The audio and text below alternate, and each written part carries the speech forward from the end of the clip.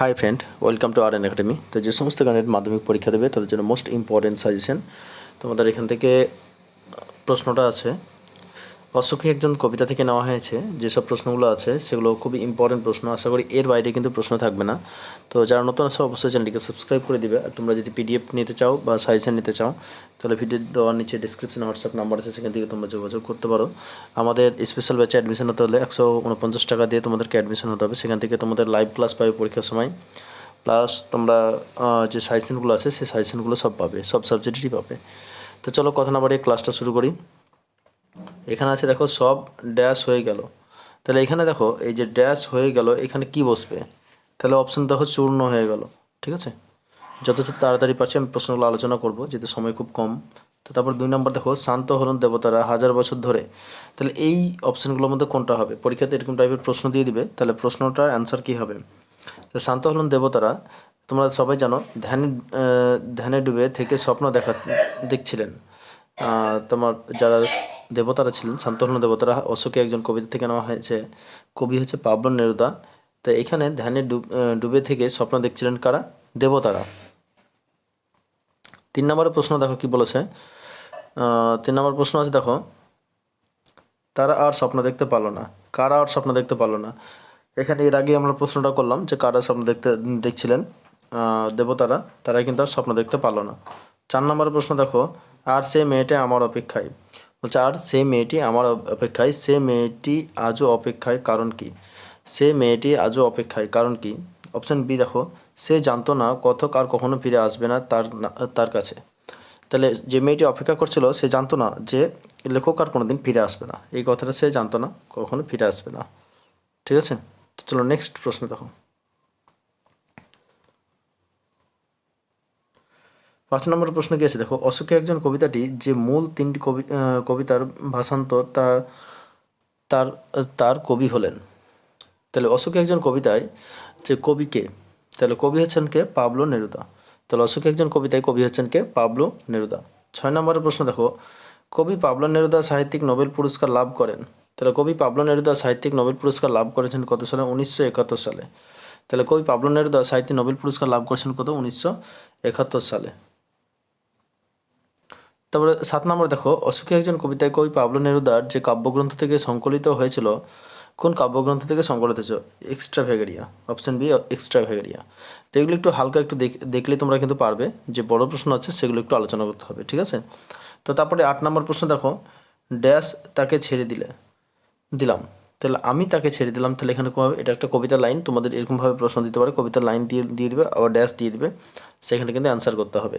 তাহলে আমি তাকে ছেড়ে দিলাম। 9 নম্বর প্রশ্ন দেখো, আমার পায়ের দাগ ড্যাশ ধুয়ে দিল। দাগ ড্যাশে ড্যাশ ধুয়ে দিল। তাহলে আমার পায়ের দাগ কিসে ধুয়ে দিয়েছিল? তোমার বৃষ্টিতে। অপশান বি হবে সঠিক উত্তর, বৃষ্টিতে ধুয়ে দিয়েছিল। 10 নম্বর প্রশ্ন দেখো, তারপর যুদ্ধ হলো, যুদ্ধ কিসের সঙ্গে তুলনা করা হয়েছে? তারপর যুদ্ধ হলো, যুদ্ধ কিসের সঙ্গে তুলনা করা হয়েছে? অপশান এ আগ্নেয় পাহাড়ের মতো। ঠিক আছে, তাহলে অপশান এ আগ্নেয় পাহাড়ের মতো যুদ্ধ হলো। ভেরি ভেরি ইম্পর্টেন্ট প্রশ্ন কিন্তু। 11 নম্বর প্রশ্ন দেখো, সে জানতো না, অশোকে একজন কবিতায় সে বলতে বোঝানো হয়েছে। সে বলতে কাকে বোঝানো হয়েছে? একজন সাধারণ নারীকে বোঝানো হয়েছে। সে জানতো না, অশোকে একজন কবিতায় সে বলতে কাকে বোঝানো হয়েছে? একজন সাধারণ নারীকে বোঝানো হয়েছে। ঠিক আছে, তারপরে দেখো নেক্সট প্রশ্ন কি আছে। 12 নম্বর প্রশ্ন, হেঁটে গেল গির্জার ড্যাশ এক। তাহলে হেঁটে গেল গির্জার এক, কে হেঁটে গেছিলো? একজন নান।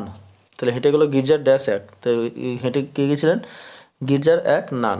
13 নম্বর প্রশ্ন, কালো দাগ কিসের? কালো দাগ কিসের?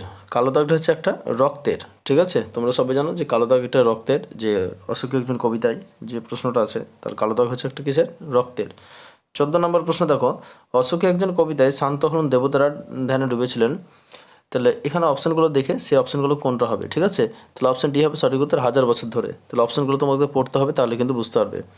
তাছাড়া এগুলো তো লাইন তুলে প্রশ্ন। নেক্সট প্রশ্ন দেখো, 15 নম্বর প্রশ্ন, শিশু আর বাড়িরা খুন হলো যখন যখন দেবতারা মূর্তি ভেঙে পড়ল, গোলাপি গাছ চিমনি প্রাচীন জলতরঙ্গ চূর্ণ হয়ে গেল বিধ্বংসী আগুনে, কবিতার মেয়েটি একা পড়ে রইল, রক্তের এক আগ্নেয় পাহাড়ের মতো যুদ্ধ হলো। শিশু আর বাড়ি খুন হলো যখন রক্তে এক আগ্নেয় পাহাড়ের মতো তোমার মতো যুদ্ধ এলো। অপশান ডি হবে সঠিক উত্তর, ঠিক আছে, অপশান ডি হবে সঠিক উত্তর। 16 নম্বর প্রশ্ন, সেই মেয়েটির মৃত্যু হলো না, সে মেয়েটি বলতে বোঝানো হয়েছে। তাহলে সে মেয়েটির মৃত্যু হলো না, সে মেয়েটি বলতে কাকে বোঝানো হয়েছে? অপশান এ, কবিতার কথকের জন্য অপেক্ষাকৃত মেয়েটিকে বোঝানো হয়েছে। তাহলে কবিতার কথকের জন্য অপেক্ষাকৃত মেয়েটির কথা বোঝানো হয়েছে। ভেরি ভেরি ইম্পর্টেন্ট প্রশ্ন, 16 নম্বর। তারপরে দেখো, বছরগুলো নেমে এলো তার মাথার উপর। তাহলে বছরগুলো নেমে এলো তার মাথার উপর, বছরগুলো নেমে আসাকে কবিতার তুলনা করা হয়েছে। তাহলে বছরগুলো নেমে আসা তুলনা করা হয়েছে অপশান বি, পরপর নেমে আসা বৃষ্টি ফোঁটার সঙ্গে। তাহলে বছরগুলো নেমে এসেছিলো কিসে? পরপর নেমে আসা বৃষ্টি ফোঁটার সঙ্গে কিন্তু তুলনা করা হয়েছে, ঠিক আছে। 18 নম্বর প্রশ্ন দেখো, অসুখী একজন কবিতাটির ইংরেজি তর্জমাটি হলো কি? তাহলে ইংরেজি তর্জমাটা হলো যে দ্য আনহ্যাপি অন। খুব ভেরি ভেরি ইম্পর্টেন্ট প্রশ্ন কিন্তু। 19 নম্বর প্রশ্ন দেখো, অসুখী একজন কবিতার উৎস হলো। তাহলে অসুখী একজন কবিতাটির উৎস হলো কি? বিদেশি ফুলের রক্তের ছিটে। অপশান সি, বিদেশি ফুলের রক্তের ছিটে। তাহলে অসুখী একজন কবিতার উৎস কি? বিদেশি ফুলের রক্তের ছিটে। খুব ইম্পর্টেন্ট, এগুলো কিন্তু একটু দেখে নিতে হবে, চোখ বলিয়ে নিবে তোমরা। তারপরে 20 নম্বর প্রশ্ন দেখো, পাবলো নেরুদার আসল নাম। তাহলে পাবলো নেরুদার আসল নামটা কি? তোমরা সবাই জানো যে পাবলো নেরুদার আসল নাম কি, একটু দেখে নেবে। তারপর নেক্সট প্রশ্ন, তোমাদের এই প্রশ্নগুলো কিন্তু খুব ইম্পর্টেন্ট প্রশ্ন, ঠিক আছে, যে তোমাদের পরীক্ষার জন্য ইম্পর্টেন্ট, এগুলো একটু ভালো করে পড়তে হবে। 1 নম্বর দেখো, এক সপ্তাহ আর একটা বছর কেটে গেল, এই ব্যঞ্জনটিতে কীভাবে কবিতার উপস্থিতি হয়েছে, ঠিক আছে।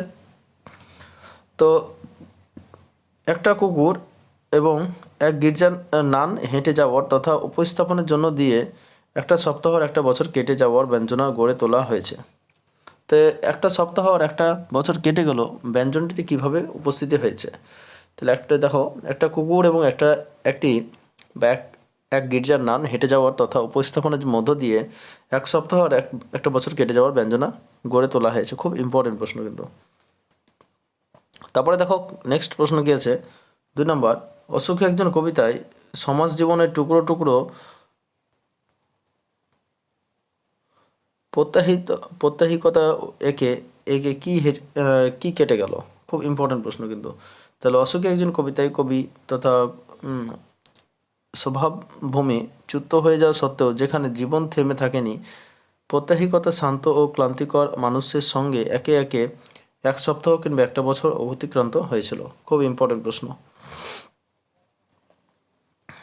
তারপরে নেক্সট 3 নম্বর প্রশ্ন কী আছে দেখো, 3 নম্বরে এক সপ্তাহ এক বছর কি ঘটনা ঘটলো? খুব ইম্পর্টেন্ট প্রশ্ন। কবি পাবলো নেরুদা রচিত অসুখী একজন কবিতায় কবি তার স্বদেশ তথা ভাব কল্পনা কেন্দ্রভূমি ত্যাগ করে চলে গেলে এক সপ্তাহ এক বছর ক্রমে বৃষ্টিতে ধুয়ে গেল তার পায়ের দাগ এবং ঘাস এসে ঢেকে দিল রাস্তায়। খুব ইম্পর্টেন্ট প্রশ্ন।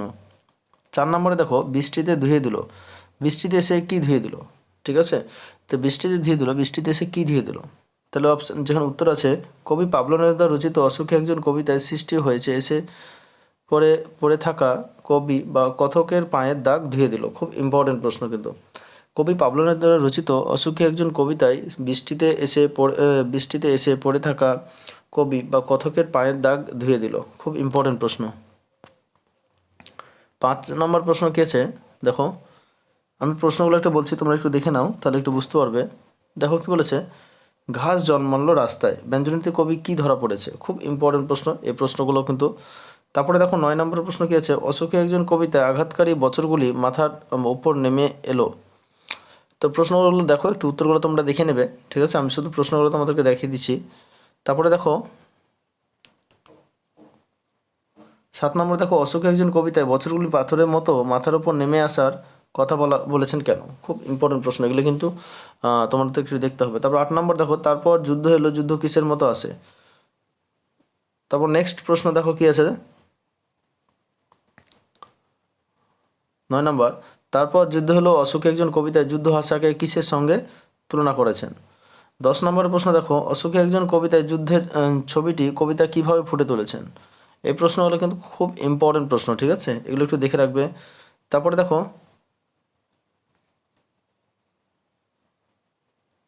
নেক্সট প্রশ্ন কি বলেছে, যুদ্ধকে রক্তের আগ্নেয় পাহাড়ের সঙ্গে তুলনা করেছে তা বিশ্লেষণ করো। তো যুদ্ধকে রক্তের এক আগ্নেয় পাহাড়ের সঙ্গে তুলনা করেছে তা বিশ্লেষণ করো। তারপরে দেখো 12 নম্বর প্রশ্ন দেখো কী আছে, সে মেয়েটির মৃত্যু হলো না, কোন মেয়েটির মৃত্যু হলো না, সে মেয়েটির মৃত্যু হলো না, তো কোন মেয়েটির মৃত্যু হলো না। তারপরে দেখো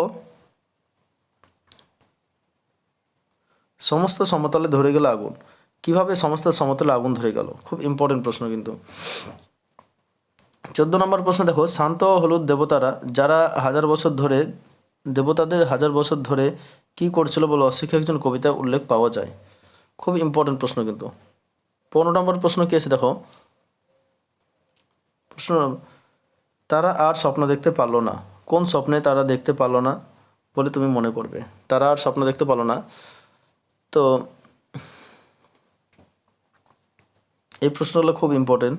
16 নম্বর দেখো, মন্দির থেকে দেবতারা টুকরো টুকরো হয়ে পড়ে যাওয়ার অন্তর্নিহিত অর্থ কী, ঠিক আছে। তারপরে দেখো, তারপরে এখানে 16 নম্বর 18 নম্বরটা দেখো, ডুবেছিল ধ্যানে দেবতারা ধ্যানমগ্নতা তাৎপর্য কী? এই প্রশ্নগুলো খুব ভেরি ভেরি ইম্পর্টেন্ট কিন্তু, হ্যাঁ। তারপরে দেখো নেক্সট অশোকে একজন কবিতায় দেবতাদের কোথা থেকে টুকরো টুকরো হয়ে উল্টে পড়লো, ভেরি ভেরি ইম্পর্টেন্ট। 20 নম্বর প্রশ্ন, বছরগুলো পর হাওয়াকে কেন পাথরের মতো বলা হয়েছে, এই প্রশ্নগুলোকে তোমাদের কিন্তু দেখতে হবে। তারপরে দেখো, আর সেই মেয়েটি আমার অপেক্ষায়, খুব ভেরি ভেরি ইম্পর্টেন্ট প্রশ্ন, ঠিক আছে। এই লাইনটা খুব ইম্পর্টেন্ট প্রশ্ন। তারপরে 22 নম্বর প্রশ্ন দেখো, রক্তে একটা কালো দাগ, খুব ভেরি ভেরি ইম্পর্টেন্ট প্রশ্ন। তারপর দেখো, কে কার জন্য অপেক্ষায়, এরকম টাইপের একটা কিন্তু তোমাদের প্রশ্ন পড়বে, যেগুলো সাজেশন দিচ্ছি তোমাদেরকে, এরকম টাইপের প্রশ্ন পড়বে। তারপরে 3 নম্বর প্রশ্নগুলো আমরা দেখবো না, এখন প্রথমত 1 নম্বর আর 2 নম্বর প্রশ্নগুলো আমরা আলোচনা করলাম এই চ্যাপ্টার থেকে। আশা করি এর বাইরে কিন্তু প্রশ্ন পড়বে না, 1 নম্বর আর 2 নম্বর প্রশ্ন।